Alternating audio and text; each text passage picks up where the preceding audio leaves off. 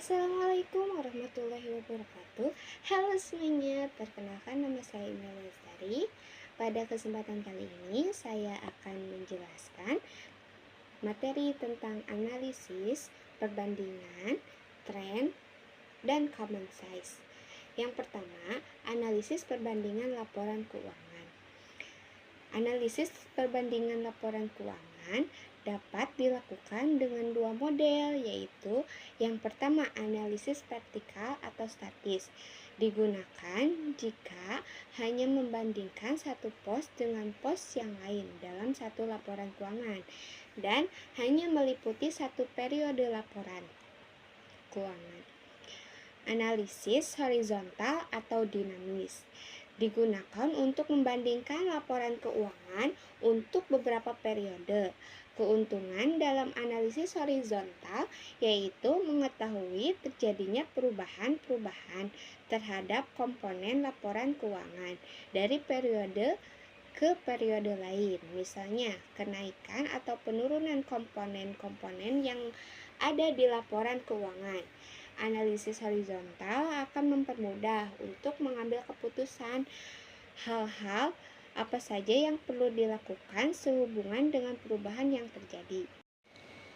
Nah, di sini ada kas dan bank terjadi kenaikan sebesar 469.852 juta rupiah atau sekitar 29%, yaitu peningkatan dari tahun 2022 sebesar 1.619.616 juta menjadi 2.089.508.000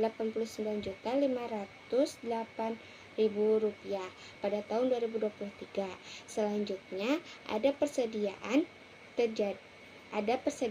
terjadi penurunan sebesar 397.497 rupiah atau sekitar 12%, yaitu penurunan dari tahun 2022 sebesar 3.273.597 rupiah menjadi 2.876.100.000 rupiah di tahun 2023.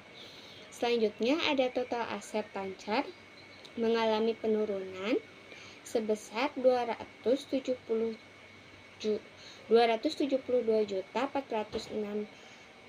rupiah sekitar 4%, yaitu penurunan dari tahun 2022 sebesar 7.390.608.000 rupiah menjadi 7.118.202.000 rupiah di tahun 2023.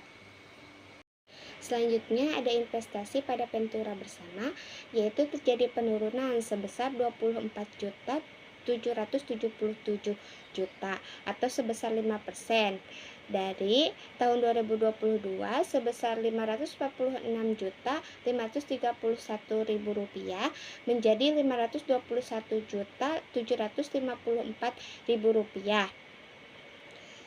di tahun 2023. Total aset tidak lancar yaitu mengalami penurunan sebesar 403.097.000 rupiah atau sebesar 1% dari tahun 2022 sebesar 29.249.340.000 rupiah menjadi 28.846.243.000 rupiah di tahun 2023. Selanjutnya ada liabilitas jangka pendek. Uang muka pelanggan yaitu menurun sebesar 22.078.000 rupiah atau 11% dari tahun 2022 sebesar 202.803.000 rupiah menjadi 180.725.000 rupiah di tahun 2023.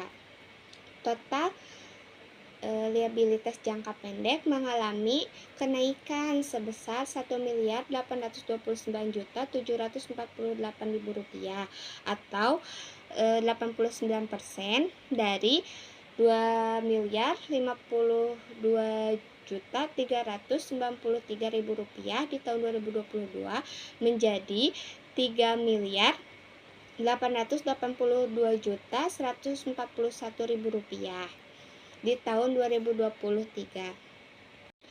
Selanjutnya, liabilitas jangka panjang. Pinjaman jangka panjang mengalami penurunan sebesar Rp2.359.013.000 atau 58% dari tahun 2022 sebesar Rp4.048.767.000 menjadi Rp1.689.754.000 di tahun 2023.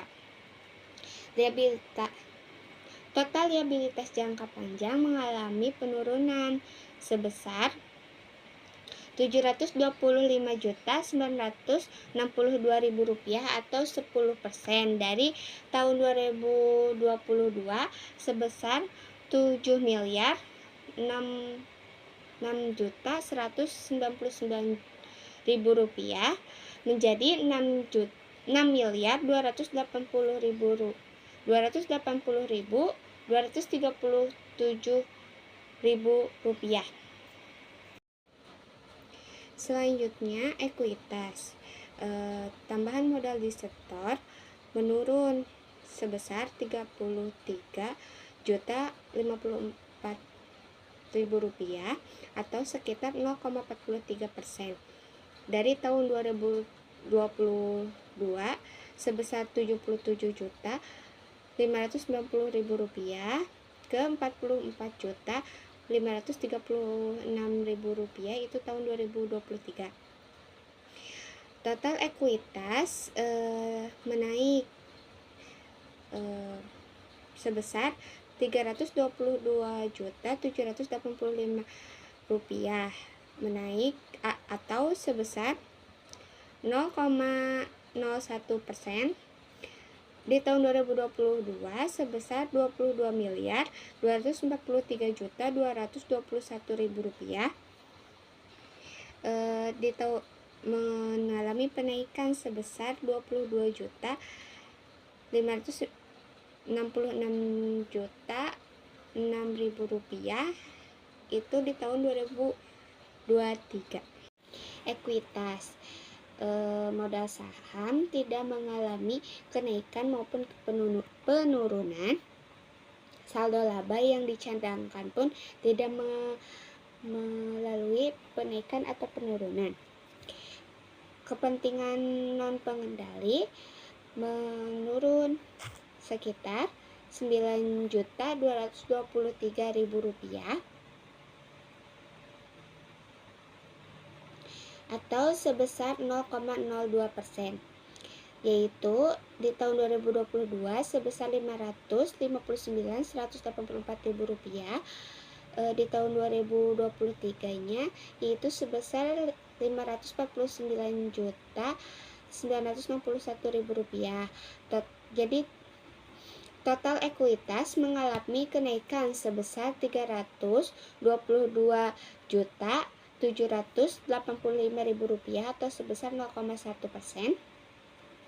Di tahun 2022 sebesar Rp22.243.221.000.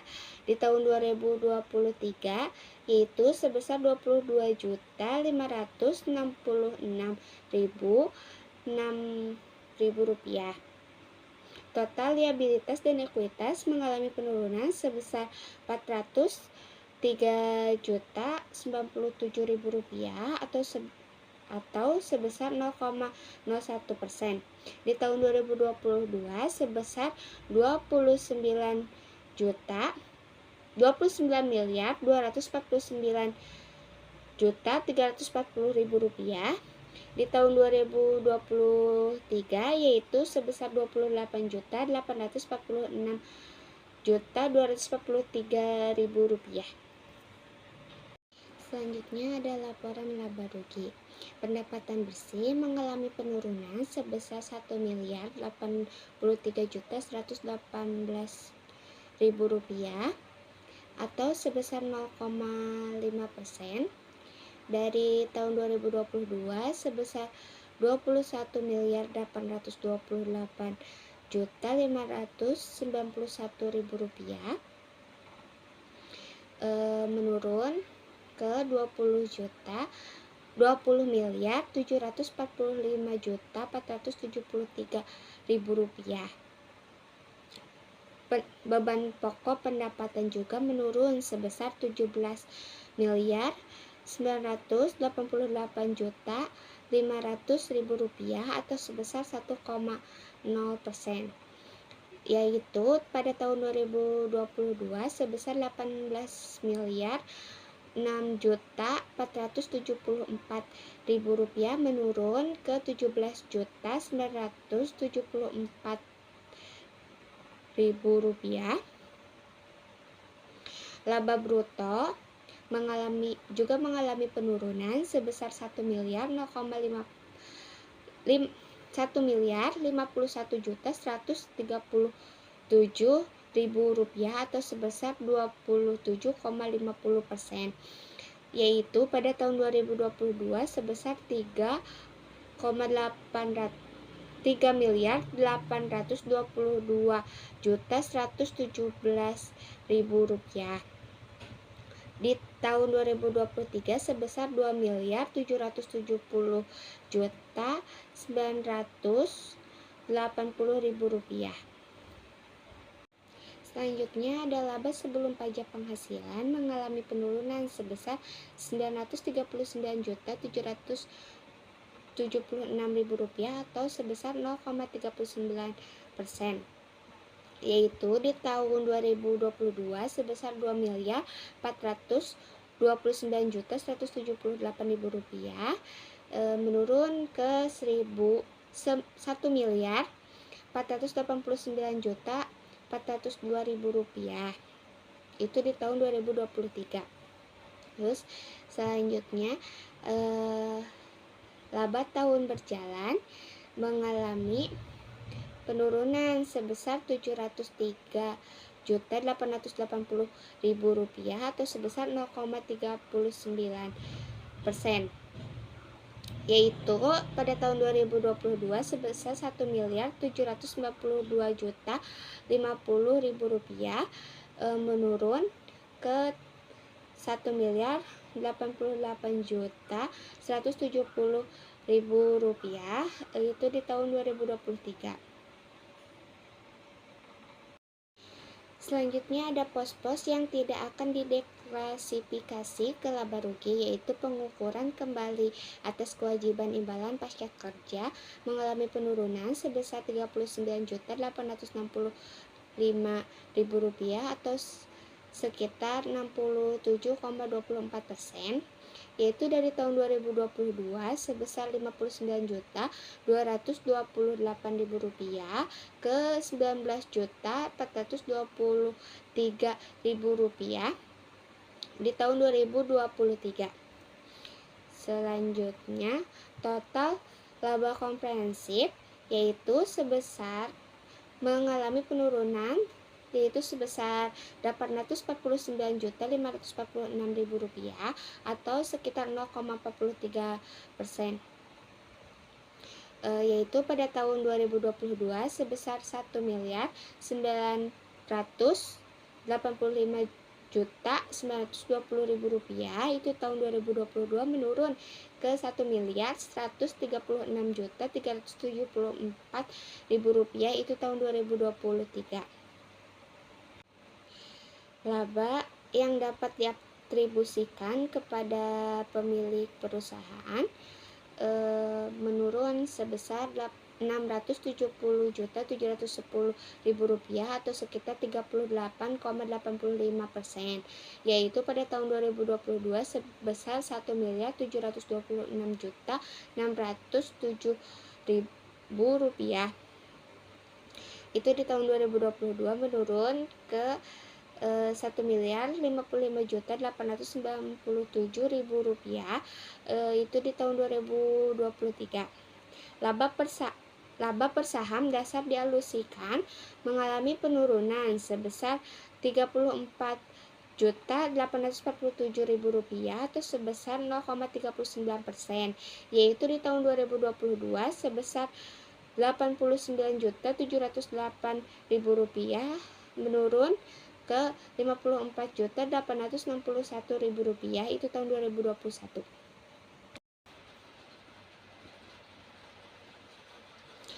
Analisis tren. Analisis tren atau tendensi merupakan analisis laporan keuangan yang biasanya dinyatakan dalam persentase tertentu. Dalam analisis tren perbandingan, analisis dapat dilakukan dengan menggunakan analisis horizontal atau dinamis. Data yang digunakan adalah data tahunan atau periode yang digunakan. Biasanya hanya 2 atau 3 periode saja. Hal ini disebabkan karena jika lebih dari 3 periode akan mengalami kesulitan untuk menganalisisnya lebih cepat. Jika data yang digunakan lebih dari 2 atau 3 periode, metode yang digunakan adalah angka indeks. Dengan menggunakan angka indeks dapat diketahui kecenderungan atau tren atau arah dari posisi keuangan, apakah meningkat, menurun, atau tetap.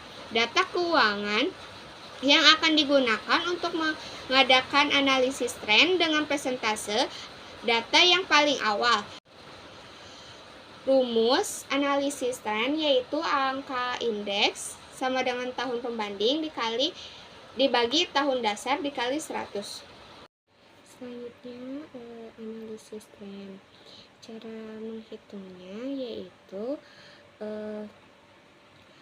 periode tahun 2022 dibagi 2023 dikali 100.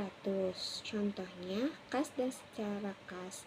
Di tahun 2022 Rp1.619.616.000 dibagi dengan Rp2.089.508.000 dikali 100. Nah, hasil trennya yaitu hasil analisis trennya yaitu 129,01%.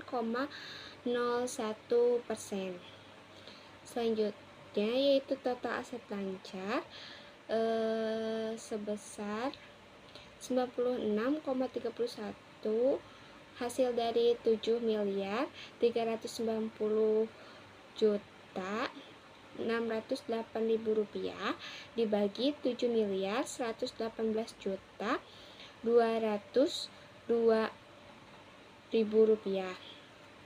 Selanjutnya, aset tidak lancar, investasi pada Ventura bersama, yaitu analisis trennya sebesar 95,47%, hasil dari 546.531.000 dibagi dengan 500 di tahun 2023 521.754.000.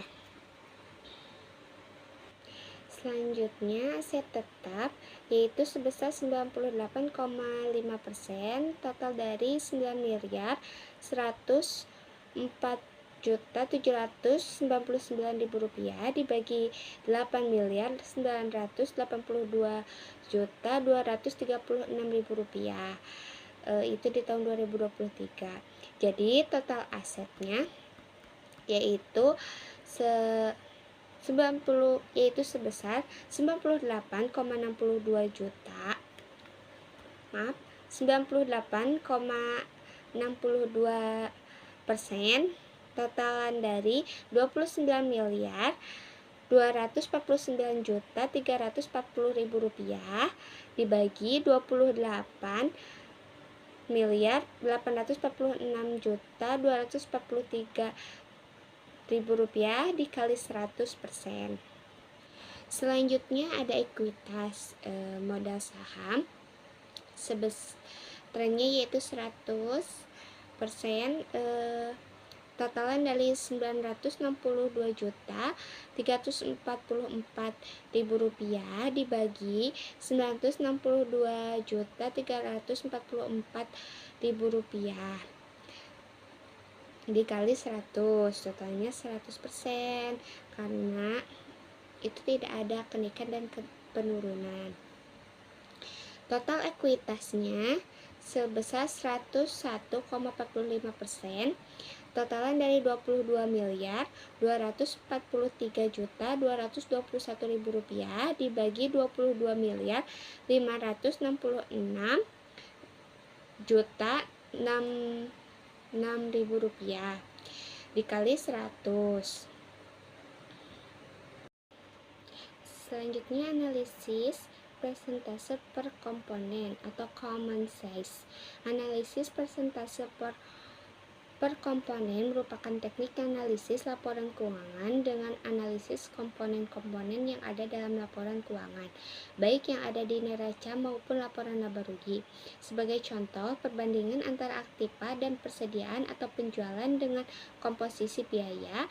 Hasil analisis dibuatkan dalam bentuk presentase. Tujuan analisis persentase per komponen adalah untuk mengetahui satu persentase investasi terhadap masing-masing aktiva atau terhadap pasiva.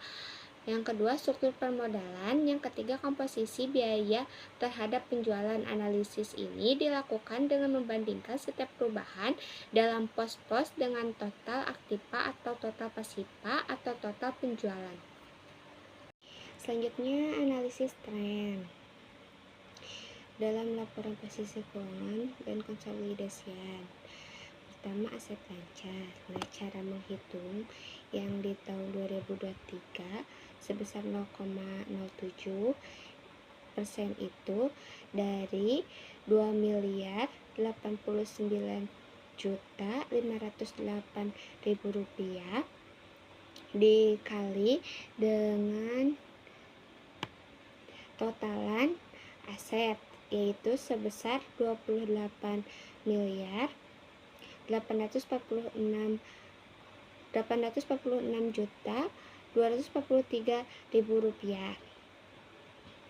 dikali 100%. Nah, begitupun yang tahun 2022 yaitu totalannya menjadi 0,06%.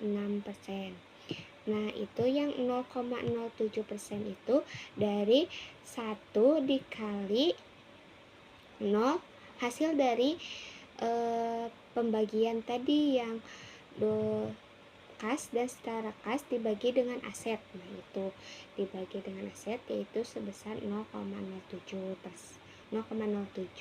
itu diinvestasikan. Kas dan setara kas ketika diinvestasikan menjadi 0,07%.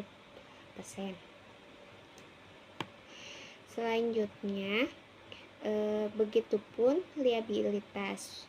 Uang muka pelanggan sebesar Rp180.725.000 dibagi dengan total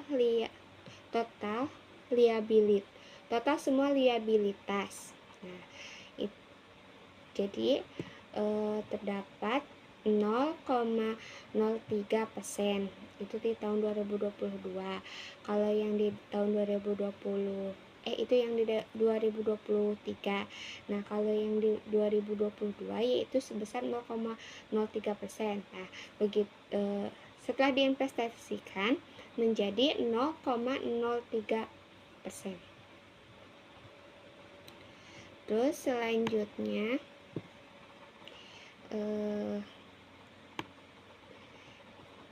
ekuitas yang dapat diatribusikan kepada pemilik perusahaan. Contohnya modal saham. Modal saham yaitu sebesar 0,03% dari Rp962.344.000 dibagi 20 8.846.243.000 dikali 100, hasilnya 0,03%. Nah, ini diinvestasikan menjadi 0,03%. Sudah menonton penjelasan saya, kurang lebihnya mohon maaf. Wassalamualaikum warahmatullahi wabarakatuh.